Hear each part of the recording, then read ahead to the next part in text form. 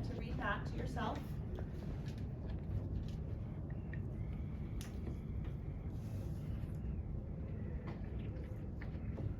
All right, so that's exactly what you're going to do today.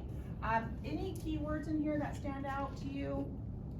What stands out? Or maybe a word that's repeated? Perspective. Okay, what's perspective mean? Say it. The way someone views it. Yeah, the way someone views things or thinks about things. So we want you to think about the perspective of the speech, your own perspective, and then also respond and think about your classmates' perspective as well. All right? A silent conversation. Do you guys text each other? You don't text anymore? You don't send Snapchats? So texting could be a silent conversation when you're not talking, right? But it's a way of communicating. So you're going to have a conversation with the people in your group, just like these students here, by writing. Okay, remember the learning intention. You're going to be writing your perspective, making connections with the speech that's in the middle of your group, and then making connections with what other people are saying too. Okay, oh, I have to remember. Okay, so you're going to silently read the text, not right now, but I'm just gonna go through the steps. You're going to respond to the text, the speech, and to what other people say. Everyone in your group will have the same marker or colored pencil color. All right, so you're gonna do that in a moment. You're going to draw lines connecting your comments to the part in the text, and I'll show you a picture of what that means.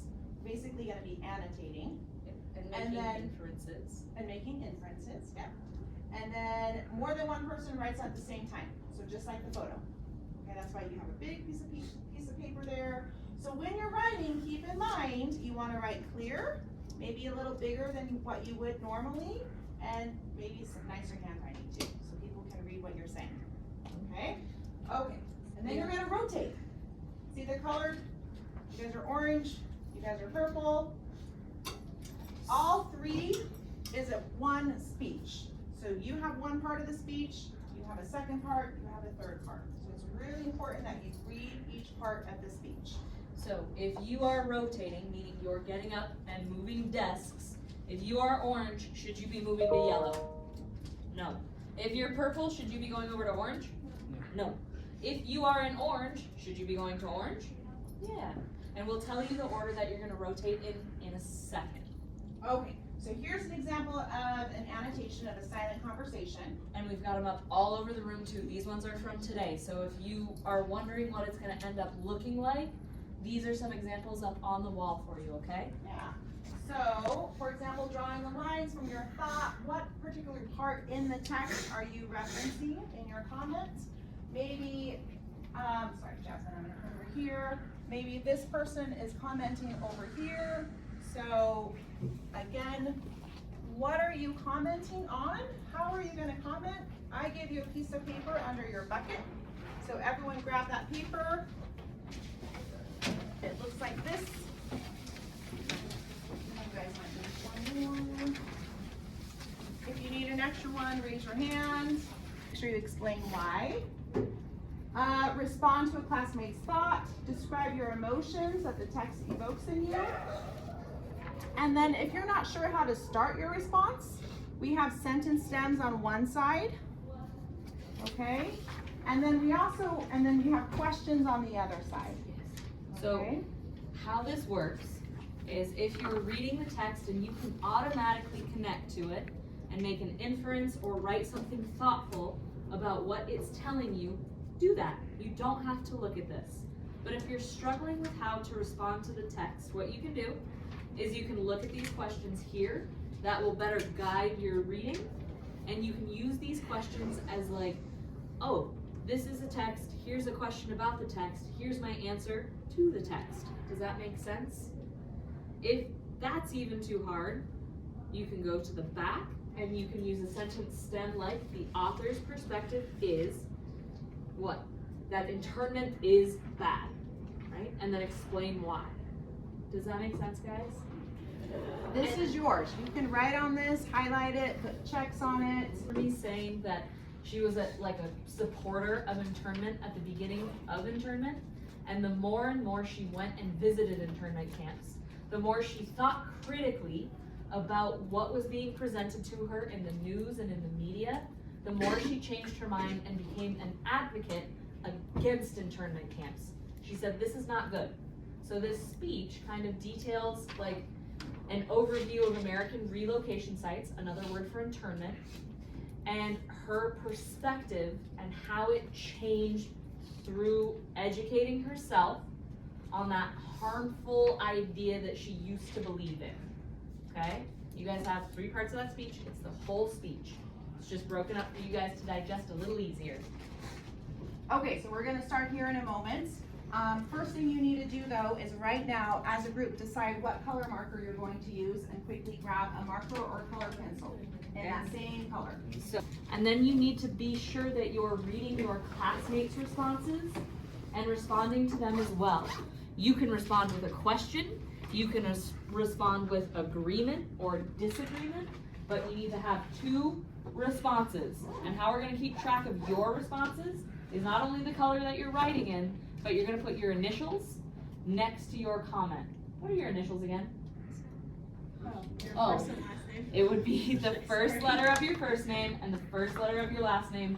So like Summer Mestis said, it's SM.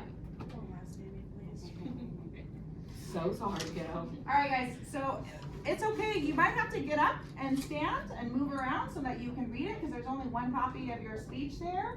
And then you might also have to get up and move around within your group so you can read each other's comments too, okay? Alright, I'm gonna start the timer. Any questions? So when you're ready, you're commenting on the speech. And then there's no comments on it yet, so maybe after everyone has commented, then you kind of start reading other people's comments, and you're like, oh, maybe I like that one. That makes me think of something new, and then you write down what you thought.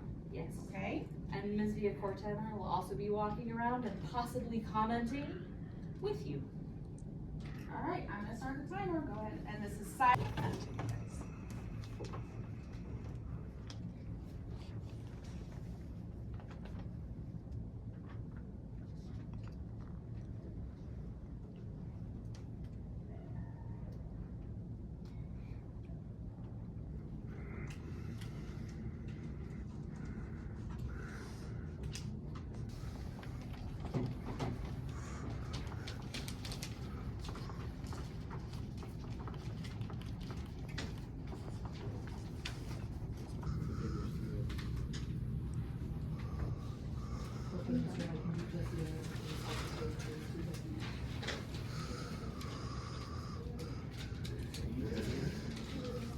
Remember, this is still. There's always been ignorant people who judge as if you don't based off of just because of they're different.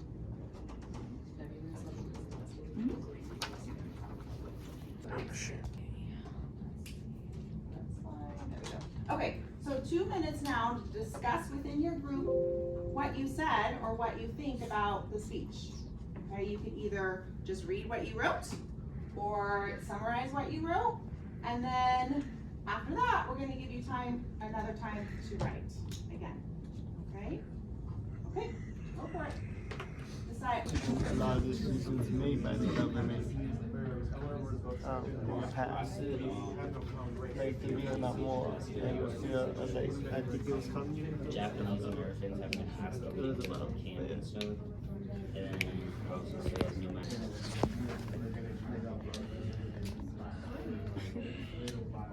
What do you think? About What she said? I agree because treating people different is like embarrassing than other people. Especially if it's like violence wise and like they're getting like hurt, not just like physically but also like mentally because of the way that they're getting treated. And then at what part of the text does that relate to? ignorance.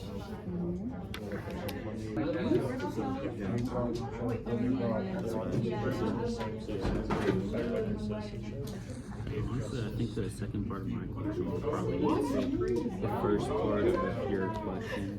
Since mine said, no matter what type of American they are, they should be treated the same. It's kind of like your first question. Why would American citizens not treat Japanese Americans as equal? I think I could honestly answer that.